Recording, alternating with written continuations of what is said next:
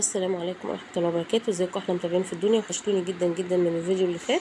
الناس اللي لسه جديده معانا، انا هبه من المنتدى في المطبخ، قناه خاصه بالطبخ والحلويات. معانا كده هنعمل تورتايه 25 في 25. خدت كده اول مقدار معايا، خدت 300 جرام من السبونج الفانيليا. انا بشتغل بسبونج جولدن باك. خدت 3 حبات من البيض، معلقه صغيره فانيليا، معلقه صغيره محسن جير، ربع كوبايه من الميه، وهضربهم كويس قوي. هضرب الدقيق كده مع البيض مع الفانيليا كويس قوي كده لحد ما حجمهم يتضاعف كده زي ما انتم شايفين. انا باخد يعني كميه الكيك بضربها على مرتين، يعني التورتايه دي بتاخد معايا 600 جرام من الدقيق. اول حاجه بضرب 300 جرام بالفانيليا، وبعد كده هضرب 300 جرام تاني بالشوكولاته، نفس المقادير. بس الفرق ان انا بعد ما بضرب الكيك بروح حاطه معلقه كاكاو عشان تديني كيك الشوكولاته. زي ما انتم عارفين انا بشتغل بسبونج فانيليا، ولما بكون عايزه سبونج شوكولاته بحط له معلقه كاكاو. تمام كده. ده كده المقدار التاني بتاع الكيك. زي ما قلت لكم هنحط له بقى معلقه كاكاو في الاخر اهو كده زي ما انتم شايفين، معلقه كاكاو كبيره. وهضربه هيديني السبونج اللي هو الشوكولاته، وهحطه بقى في نص الصينيه التاني اهو زي ما انتم شايفين كده. هسويهم بقى كويس قوي كده. الفرن انا مشغله على درجه حراره 180، احطهم على الرف الوسطاني، ياخد معايا كده من 25 دقيقه ل 30 دقيقه بالظبط اهو زي ما انتم ما شايفين كده اهو. طلعتها كده بقى من الفرن وسبتها تبرد. هبدا بقى ان انا اسويها بقى كده اقطعها كده بالسكينه بتاعتي واساوي كده، اقيس كده واطلع يعني اطلع الحجم اللي انا عايزاه. انا عايزه كيك يكون مقاس 25 في 25. قست كده بالمازوره بتاعتي، وشلت بقى جزء من هنا من الكيك وجزء من هنا، اللي هم اللي انتوا شايفينهم قدامكم دول الصغننين دول هخليهم كده على جنب. لو لقيت الكيك بتاعي هابط او حاجه كده من النص كده هستخدمهم. ما لقيتوش كده يبقى هشيلهم في الفريزر عندي، اعمل منهم كبات، اعمل منهم اي حاجه هينفعوا في شغل تاني. تمام كده.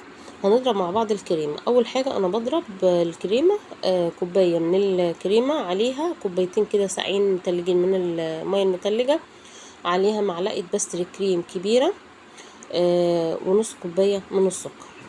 وبضربهم كويس قوي.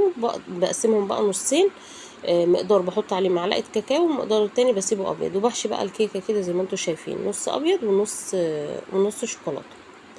الحشوات بقى زي ما تحبي، عايزه تحشي مكسرات ده براحتك، بيرجع على حسب السعر اللي انت بتطلعي بيه التورتايه او اللي انت متفقه بيه على التورتايه. تمام كده. انا حشيت التورتايه ديت صوص مانجا كده وصوص شوكولاته مع كريسبيات، ما حطيتش فيها مكسرات، لاني برضو السعر بتاعها يعني مش غالي قوي. طبعا لو مكسرات هيبقى لها سعر تاني. بعد ما بحط الكريسبي كده لازم اعمل كده بالاسباتيولا كده، اخلي الكريسبي يدخل جوه الكريمه، علشان الطبقه التانية لما احطها ما تنطرش من الكريمه، يعني تتماسك. برجع بقى يعني اكرر تاني كده، واحط كده نص من الكريمه ونص من الكريمه التانية، واحشي بقى حشوه مختلفه في الجزء التاني كده زي ما تحب. انا كده حشيت بقى صوص فراوله. طبعا اللي هيجي بقى ياخد قطعة الكيك هيلاقيها بقى فراولة، مانجا، الطبقات بتاعتها مختلفة. طبعا الشوكولاتة بقى يا اما بنحشي نوتيلا يا اما بنحشي صوص شوكولاتة. الاكياس ده جيلوهات من شركة المتحدة، طعمها جميل جدا، وطعمها حلو قوي، الفراولة والمانجا والشوكولاتة مع الكريسبيات بتدي طبعا للكيك بتاعنا طعم حلو قوي. تمام كده. انا عملت معاكم التورتايه دي في فيديو قبل كده نفس المقاس، بس طبعا كان التزيين يختلف. فهي شافتها عندي على الجروب فقالت لي انا عايزه نفس المقاس بس عايزه شكل تاني. كنت عاملاها برضو على شكل تاني بس اصغر. قالت لي انا عايزه الشكل ده بس يكون على التورتايه اللي هي الايه 25 في 25. خدنا بقى كده وردات كده بالكريمه كده، وحزمت التورتايه من تحت كده بالوردات برضو كده بالكريمه. وبعد كده غيرت بقى الكريمه، حطيت كريمه الشوكولاته في نفس التيب بتاع اللي انا بشتغل بيه. التيب ده اللي هو الورده، تيب الورده الصغيره. فقسمتها بقى كده نصين بقى. هنعمل بقى نص بالنوتيلا كده. دول معلقتين كبار من النوتيلا، حطيت عليهم شويه من الزيت وقلبتهم كويس قوي كده لحد ما بقيت سايله معايا كده زي ما انتم شايفين. ما حطيتهاش لا على النار ولا على حاجه خالص. والناحيه التانية نوتيلا بيضه برضو، خدت منها معلقتين وحطيت عليهم شويه من الزيت كده، لحد ما وفضلت اقلب فيها كده لحد ما القوام بتاعها سال معايا خالص كده زي ما انتم شايفين. بقت نص نوتيلا بيضه ونص نوتيلا سمرا. بعمل بقى بالخله كده بنعمل لها بقى اشكال كده، نحاول ان احنا ايه نخلي شكلها حلو يعني ونجمل شكلها وكده.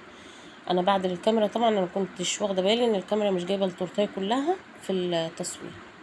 اهو كده زي ما انتم شايفين. طبعا بندخلها التلاجة بعد ما بنديها الكريمه بتاعتها، وبنرجع ندخلها التلاجة تاني بعد ما نحط النوتيلا عشان نعرف نحط عليها الاسامي اللي احنا هنحطها. هي كانت قايله لي اكتب اسمين لاولادها، فطبعا اسمين كبار، ما كانش ينفع ان انا اكتب هابي بريزي داي بالقلب اللي هو الكبير، فاختصرنا الكلمه في هابي بريزي داي اللي هي الاتش البي دي. وبعد كده بقى ايه كتبت الاسامي انا عملتها بمولد السيليكون بالشوكولاته اللي هي الدارك. وبعد كده بقى لوناها كده بالدست الذهبي. بحط شويه من الدست كده في غطا كده بتاع العلبه او في طبق صغير، وبطبع كده الحرف كده فيها كده، وبحطه كده ايه على التورتايه زي ما انتم شايفين. ومعايا بقى ده ويفر بقى كده، هنعمل لها شكل كده ونحط بقى كريسبي مختلف طبعا على كل مكان. دي هنحط لها الكريسبي الابيض اهو كده زي ما انتم شايفين. وصلتي معايا بقى الفيديو لحد المقطع ده حطي لي بقى لايك، لان اللايك اللي بيرفع الفيديوهات، وانا عندي المشاهدات واقعه جدا. فيعني لو اتفرجتي على الفيديو واستفدتي منه حطي لايك، مش هتخسري حاجه لما تحطي لي لايك وانت بتتفرجي على الفيديو. وصلوا على الحبيب المصطفى عليه افضل الصلاه والسلام في الكومنتات عشان اعرف ان انتوا وصلتوا معايا لمقطع الفيديو. ده كده بقى ويفر شوكولاته، هنحط معاه كريسبي بني زي ما انتم ما شايفين كده.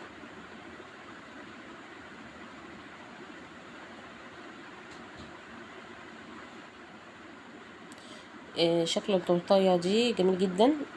عايزه اقول لكم انا التورتايه دي تعتبر بتطلب مني كتير قوي على الجروب، يعني بعملها كتير. بعملها بقى على احجام ممكن 20 في 20 25 في 25 30 في 30 زي ما بتطلب.